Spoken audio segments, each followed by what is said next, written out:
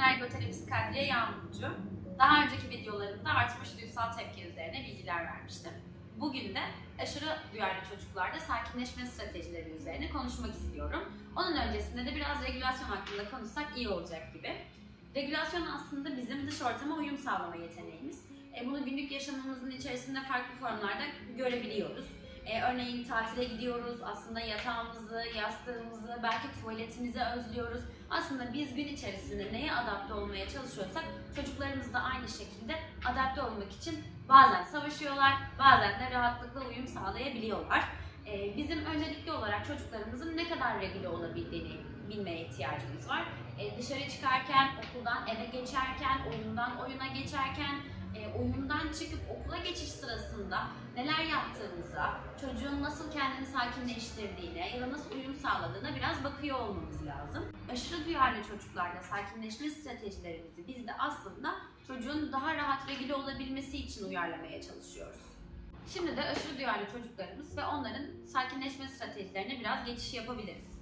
Artmış duysal tepki dediğimiz kavram, bireylerin bir ya da birden fazla duysal uyarana karşı yaşıtlarından daha yoğun, daha uzun süreli ve daha şiddetli tepki veriyor olmasıdır.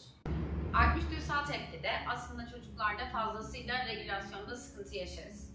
Bu yüzden de bazı stratejilere ihtiyacımız olabilir. Artmış duysal tepki gösteren çocukların davranışları üzerine bir önceki videomda bazı konulardan bahsetmiştim. Şimdi regülasyon daha hızlı nasıl sağlayabiliriz? Çocuklarımızı daha nasıl rahatlatabiliriz? Bunun üzerine birkaç öneride bulunmak istiyorum. Mesela yavaş esneme hareketleri yapılabilir. Özellikle çocukla beraber aynalama yöntemini kullanarak karşı karşıya gelip minik esneme hareketlerini sabah kalkınca bir sabah sporuymuş gibi ya da yatmadan önce çocuğun sakinleşmesini sağlamak adına minik esneme hareketleriyle egzersizler yapabilirsiniz. Sakinleştirici bir müzik eşliğinde derin nefes alma çalışmaları yapabilir. Her nefes almanın sonrasına da minik bir soru cevap oyunu ekleyebilirsiniz. Ben bazen özellikle oral arayışı olan çocuklarımda sakinleşmeleri açısından sert şekerleri öneriyorum. Ama şeker kullanmak istemeyen, eczaneden almak istemeyen ailelerim var. Böyle durumlarda belki şekerinizi kendiniz yapabilir, katı ve çıtır gıdalar tercih edebilirsiniz. Vücut farkındalığı egzersizleri yapabilirsiniz. Özellikle çocuğun kaslarını kullanabileceği çalışmalarda vücut farkındalığını aktif hale getirir. Bir markete giderek çocuğun taşıyabileceği ölçüde bir poşet ya da çanta verebilir.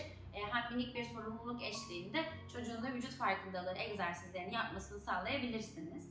Diyelim ki evde bir kriz oldu. Bu krizin üstesinden gelmeye ya da sakinleşmeye çalışıyorsunuz. Loş bir ortamda birlikte uzanıp arka plandan yine sakinleştirici bir müzik kullanıp biraz daha sakinleşmeye çalışabiliriz. Ortamdaki ışıkların parlaklığını azaltmak da aynı zamanda aşırı duyarlı çocuklar için çok daha anlamlı bir yerde olacaktır. Kriz sonrasında çok fazla yemeği önermiyorum. Fakat yine de sakinleşme amacıyla ılık sıvılar tüketerek regülasyonu hızlandırabiliriz. Ilık bir duş sonrasında özellikle bunu genelde çalıştığım ailelerimin çoğuna veriyorum vücut farkındalığı egzersizi olarak. Bebek yağı, krem, hindistan cevizi yağı, avokado yağı, aslında evde ne varsa bunları kullanarak banyo sonrasında güzel hafif dokunuşlu masajlar yapabilirsiniz. Yine arkadan sakinleştirici güzel keyifli parçalar da dinleyebilirsiniz. Aslında hepimizin çeşitli duysal hassasiyetleri var ve biz bunu çalıştığımız ortamda, okuduğumuz okulda, gittiğimiz iş yerinde, her yerde aslında fark edebiliyoruz. Günlük yaşama ne kadar devam edip edemediğimiz önemli bizim için burada. O yüzden bizim de kendi hayatımıza, kendi çocuklarımızın regülasyonunu arttırmak için bu küçük stratejileri kullanarak daha sağlıklı, daha regüle bir ortam kazandırabiliriz.